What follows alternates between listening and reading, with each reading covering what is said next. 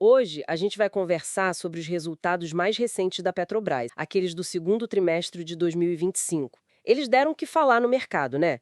Teve uma queda inicial nas ações, logo depois da divulgação, mas, assim, olhando com calma, tem dados operacionais bem importantes ali.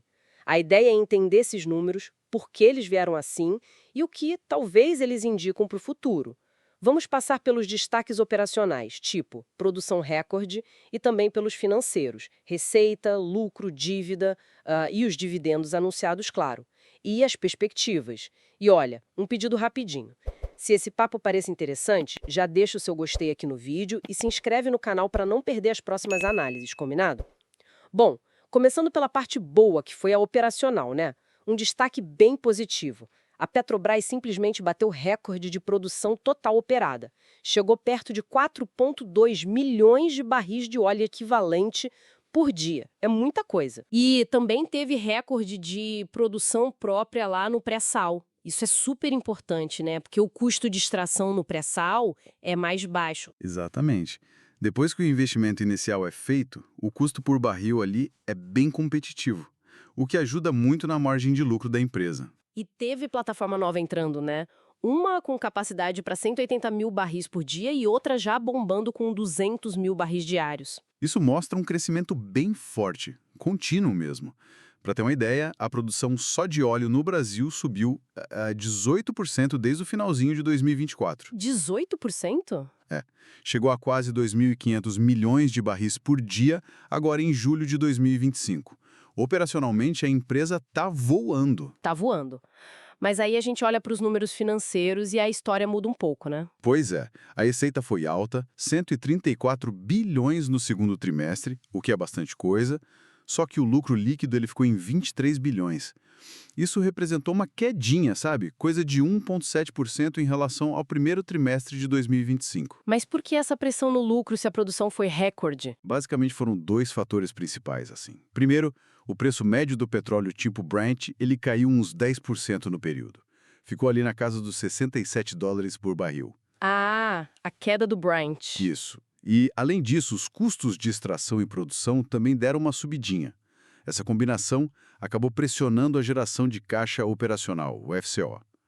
Essa sim teve uma queda mais, digamos, relevante. Caiu 11%, foi para 41,5 bilhões de reais. Entendi. Então entrou menos caixa por causa do preço do petróleo e dos custos, e ao mesmo tempo a empresa investiu mais. É isso. Perfeito. O CAPEX, que são os investimentos em exploração, plataformas, essas coisas, subiu 10% no trimestre. Foi para 4,4 bilhões de reais. Faz sentido. Menos caixa entrando, mais investimento saindo. E o resulta num fluxo de caixa livre menor. Ele ficou em 19,2 bilhões de reais. Uma queda de 26% se a gente comparar com o primeiro trimestre. E 26% é bastante coisa. É uma queda expressiva. E como a política de dividendos da Petrobras hoje prevê distribuir 45% desse fluxo de caixa livre, O dividendo veio menor do que o mercado esperava, provavelmente. Como ficou esse anúncio? exato, o valor total anunciado foi de 8,7 bilhões de reais. Isso dá 0,67 por ação, vale tanto para a PETR3 quanto para a PETR4. A data com, né, o dia que tinha que ter ação para ter direito, 21 de agosto.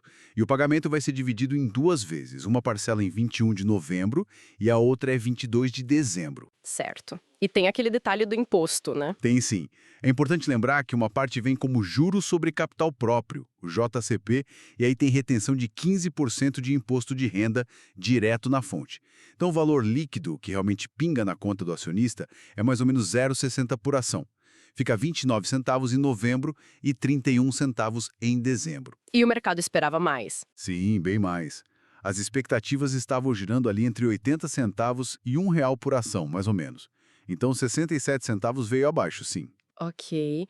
E com essa dinâmica de caixa e investimento, como é que ficou a dívida da Petrobras? Muita gente se preocupa com isso. Olha, a dívida líquida fechou o trimestre em 58 bilhões de dólares. O número absoluto assusta um pouco quando a gente converte para reais, né? Com certeza. Mas o indicador que o mercado olha mesmo é a alavancagem. É a dívida líquida dividida pelo EBITDA ajustado, que é uma medida da geração de caixa da empresa antes de um monte de coisa. E esse indicador ficou em 1,05 vezes. Isso é considerado um nível bem confortável, sabe? Bem gerenciável para o setor de petróleo. Não preocupa nesse momento. Entendi. Nível saudável, então. E daqui para frente, quais são as perspectivas? A própria empresa já sinalizou que a produção de 2025 deve ficar na parte de cima da meta que eles tinham para o ano. Isso é bom.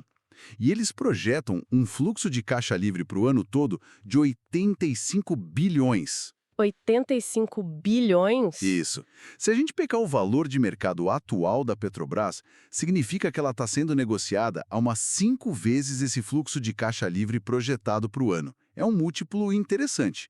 E se a gente aplicar a política de dividendos, os 45% sobre esse fluxo de caixa livre anual, a projeção de dividendos totais para 2025 ficaria em torno de R$ 3,00 por ação. R$ 3,00 por ação no ano. É.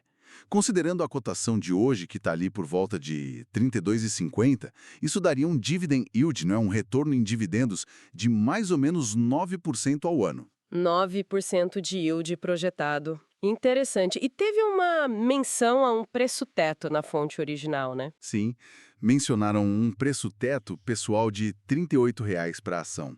Se a ação está R$ 32,50, isso daria uma margem de segurança ali de uns 14%, mais ou menos. Claro, isso é uma análise pessoal, né? Sim, claro. Mas ajuda a ter uma referência. E tem aquele outro ponto interessante que às vezes passa batido, sobre o dividendo mínimo garantido pela política da Petrobras. Você lembra disso? Lembro sim. E é um ponto bem relevante para quem pensa no risco, né? A política atual da Petrobras estabelece um pagamento mínimo de 4 bilhões de dólares por ano. 4 bilhões de dólares. Isso. Mas tem uma condição. O preço do petróleo Brent tem que estar acima de 45 dólares por barril para essa garantia valer. Ah, tem essa condição. E hoje está bem acima, né? Bem acima. Tá 67 dólares. Então, a condição está sendo cumprida. E se a gente fizer uma conta rápida, pega esses 4 bilhões de dólares, joga um câmbio aí de, sei lá, 5,50. Daria uns 22 bilhões. Exato. Dividindo pelo número de ações, isso dá mais ou menos R$ 1,71 por ação por ano. R$ 1,71? Isso. Se a gente dividir isso pela cotação atual de R$ 32,50, a gente chega num dividend yield mínimo garantido de 5,2%. Ah, interessante. Então, mesmo no cenário onde o lucro caia, mas o petróleo fique acima de 45 dólares, teria esse piso de 5,2% de retorno. Pela política atual, sim. É uma espécie de rede de segurança. Como o Brent está bem mais alto, a capacidade de geração de caixa da empresa permite pagar bem mais. Daí a projeção de 9% que a gente falou, baseada nos 45% do fluxo de caixa livre.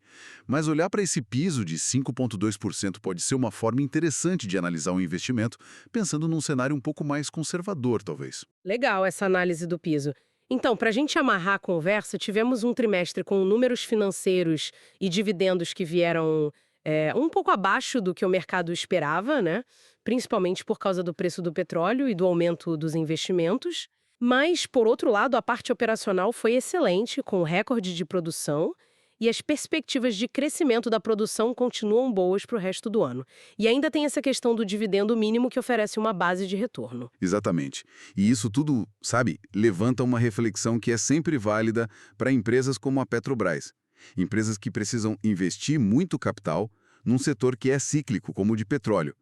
Existe sempre essa tensão, né, entre usar o caixa para investir e garantir o crescimento futuro ou usar para distribuir dividendos e remunerar o acionista agora, no presente. É o dilema do crescimento versus o dividendo imediato. Perfeito.